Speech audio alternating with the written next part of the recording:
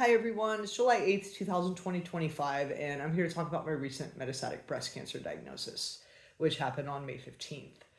And it all started on April 7th when I woke up with really bad rib pain under my right side, and I'd been on a really strenuous hilly trail run the day before with my boyfriend George. We've been doing lots of hard hilly running lately, so I figured it just kind of felt like a strained rib muscle or something.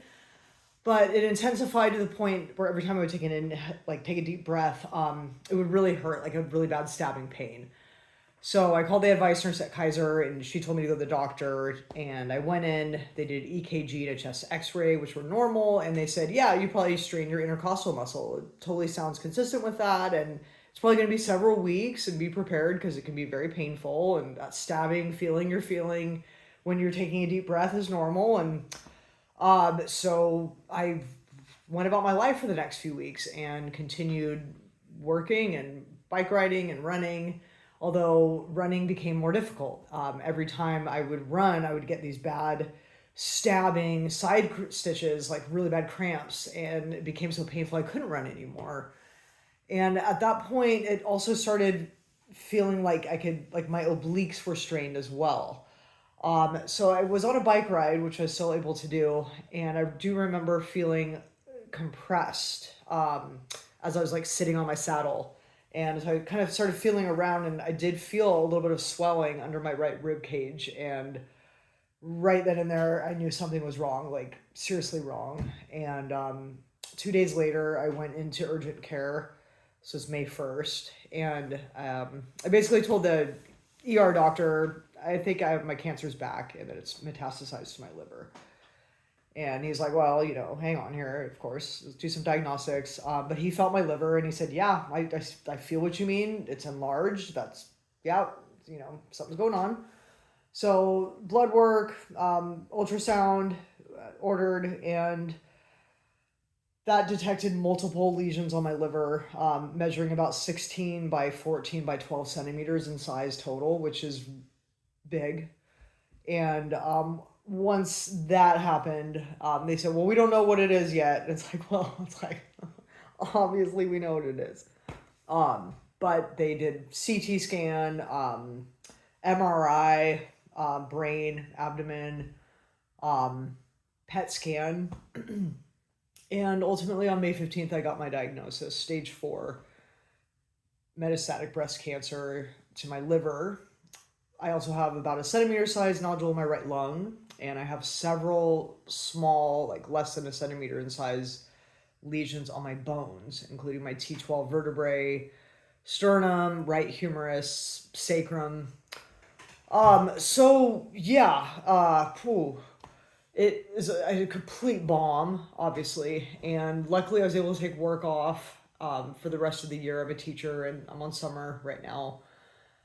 So I've just been able to focus on trying a treatment, because at first I didn't know if there was going to be a treatment available. That's the worst part about a stage 4 diagnosis, is not knowing. There's so much unknown. Like, you're tortured by the fact that, like, you'll never know why you got cancer in the first place. Like, was it there all along? Probably. Was it quitting tamoxifen that made it come back? How long do I have left to live? Am I going to die in a few months or a few years or 10 or more? Who knows? Or am I going to get hit by a car tomorrow, like randomly, I mean, there's always unknowns in life, I think, but like a terminal diagnosis, or I shouldn't say terminal, because these days there are women that live with stage 4 metastatic breast cancer for years on treatment, usually. But it's all terrifying, and it's incredibly humbling. And it just highlights all the paradoxes of life, like this intense gratitude of like, oh my God, I've lived almost 45 years, and like, how lucky am I? Like, thank you, life. I've had all these amazing years, and I had my youth already. And like, I mean, I've lived so much longer than some other people ever got to. And then there's the other side of it where you're angry and you're like, I don't want to die yet. And like, I'm still kind of young, and I feel like I want to do more. But one of the worst unknowns in the beginning was like whether or not I was going to have any treatment available to try. Like, I didn't know, like, was it the kind of thing, like you hear about liver tumors the size of like small cantaloupes, and it's extremely panic inducing. So I don't want to say happy, but I guess that would be a good word, that there is a treatment I was able to try, and I am on right now. So May 22nd, I started Kisqali. I started 400 milligrams for my first cycle, and then bumped up to 600 milligrams for this second cycle that I'm on now. It's 21 days off, 21 days on, 7 days off. Then I also take Femara, which is also known as Letrozole. It's a estrogen blocking pill. I take that every day.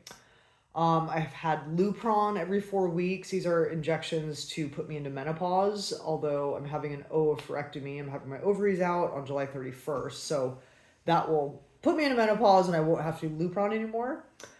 And then every 12 weeks I have Zometa, which is an infusion for my bones. So all of these things, I started May 22nd, and I don't know if it's placebo effect or not, but I will say within a couple of weeks I started to feel some relief. And one of the biggest signs that I knew I was feeling relief was I was able to go running again, which is like so awesome, because I hadn't been able to run for like 5 or 6 weeks because it had been just like so painful, like really truly run, you know. So that has been amazing. I've been able to run again, and the swelling has gone down a little bit. I was really swollen in the beginning, like my whole like right side. It's still swollen. I can feel my tumors move when I inhale. It's like kind of this bubbling up feeling, like bloop, bloop, bloop, bloop. And then I exhale and it kind of goes back down. So I know they're still there. I mean, it's not like they're gone, but I am feeling a little bit of relief, and it is great to be like running again. And I feel, just like slightly better, but I also won't know for sure until my PET scan on August 23rd. And that's going to really be the measure of like, is anything slowing in growth? So we'll just have to wait and see. It's another unknown that like, you just don't know until it happens. But the side effects in the meantime are something real. And I know some of it's just cancer as well. Like, for example, I've had really bad heartburn, which I've always kind of struggled with, but like over the last 6 months, it got awful. And so I'm pretty sure that the heartburn is like from the liver tumors. But it's also probably exacerbated by the medications. And then the fatigue, of course. Like there's some days I'm so tired, like my bones are heavy, and I just feel like, oh, I just don't want to do anything. It's like hard to do anything.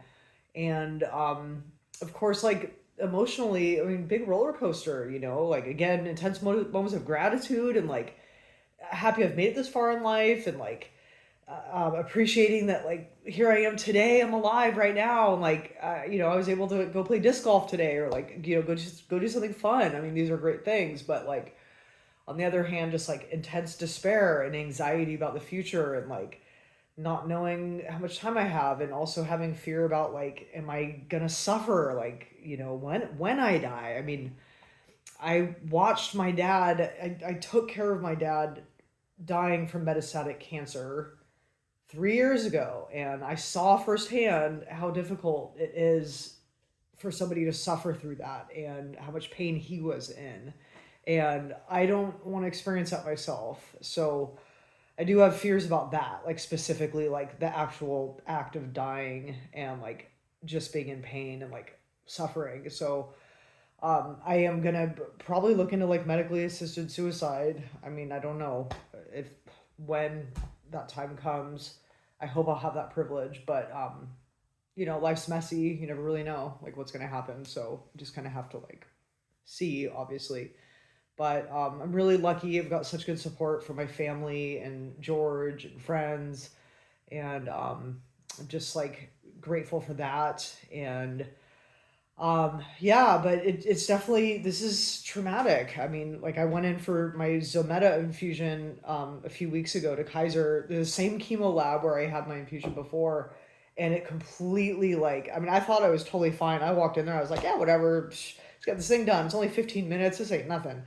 And as soon as that needle went in, and like I smelled the smell of the chemo like infusion center where like I had been all those years before, I like had a complete hot flash over my body, sweat, felt like I was gonna pass out. I was like total vasovagal response. I was like almost passed out. I was like, And it's just like my body remembered, like, oh my God, like, what am I doing back here? So, yeah, this is the hardest thing I've ever lived through. I mean, like, hands down, I don't wish on anybody, but, yeah, you just have to like kind of keep going and, see if these things are going to help. And, hopefully they do. And if they don't, then my oncologist says there's other things that they can try. And, but ultimately, it's kind of like my bike behind me. I got a flat tire a few days ago at Big Basin, and it was very annoying because I had a brand new tire. And like 2 weeks ago, I got a brand new tire, and it flatted, and I had like over 6 miles left. I had to push my bike uphill for like quite a way still, and then I was able to kind of coast slowly downhill, like riding my bike, like with the little air that was in the tire, like slowly back to the car. But it was a pain in the butt. And anyway, and then I brought it back to the shop. They put in a plug. Today I went back out and tried to go for another ride, but a little closer to home, just at UCSC, and I flatted within like 5 minutes, and kind of made me think, I'm like, God, am I just like the bike here? Like I'm like flatting and like basically like poof, like, sorry, you're dying, huh? Like you can keep trying to like put plugs in you and like get new tires on you and